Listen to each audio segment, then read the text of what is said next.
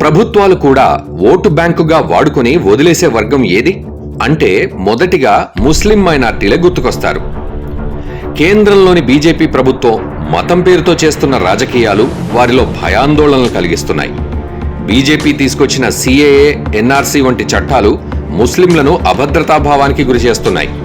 అలాంటి పార్టీతో ప్రస్తుతం టీడీపీ, జనసేన పార్టీలు కలిసి ఏపీ ఎన్నికల్లో పోటీ చేస్తున్నాయి.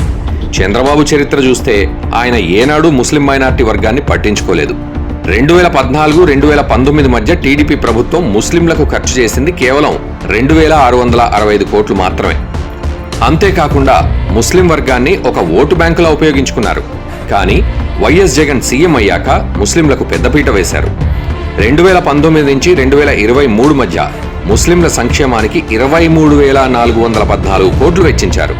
దీనివల్ల 50 లక్షల మంది మైనార్టీలకు లబ్ధి చేకూరింది. 2.5 లక్షల ముస్లిం కుటుంబాలకు ఇళ్ల స్థలాలు కేటాయించారు.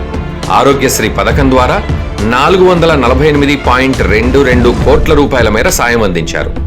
అమ్మ ఒడి పథకం ద్వారా 1806.27 కోట్లు, జగనన్న విద్యా దీవెన ద్వారా 736.15 కోట్లు, జగనన్న వసతి దీవెన ద్వారా 302.05 కోట్లు, విదేశీ విద్యా దీవెన ద్వారా 23.28 కోట్ల రూపాయలు ఆర్థిక సహాయం చేశారు.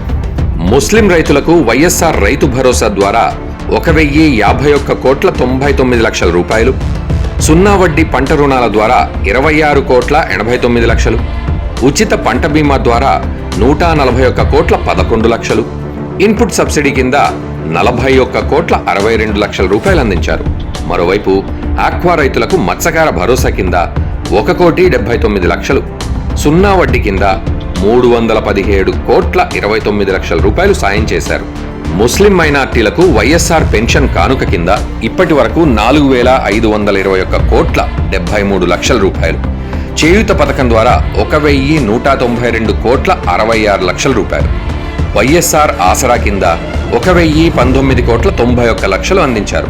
ఇవే కాకుండా వైఎస్ఆర్ బీమా, నేతన్న పథకం, జగనన్న చేదోడు, లానేస్తం, వాహనమిత్ర, ఆరోగ్య ఆసరా పథకం, వీటి ద్వారా దాదాపు 400 కోట్ల రూపాయలను ముస్లింల కోసం ఖర్చు చేశారు.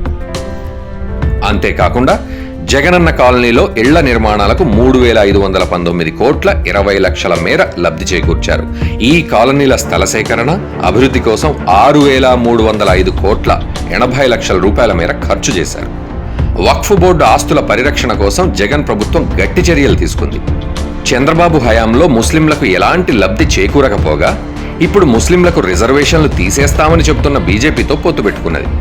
ముస్లింలను మరింత క్షోభపెట్టే కూటమికి ఓటేస్తే ఇప్పటి వరకు చేకూరిన లబ్ధి బూడిద పాలవుతుందని ముస్లిం మేధావులు చెప్తున్నారు. అందుకే కూటమిని దూరం పెట్టి మరోసారి జగన్ను గెలిపించుకోవాల్సిన అవసరం ఉందని ముస్లిం వర్గానికి సూచిస్తున్నారు.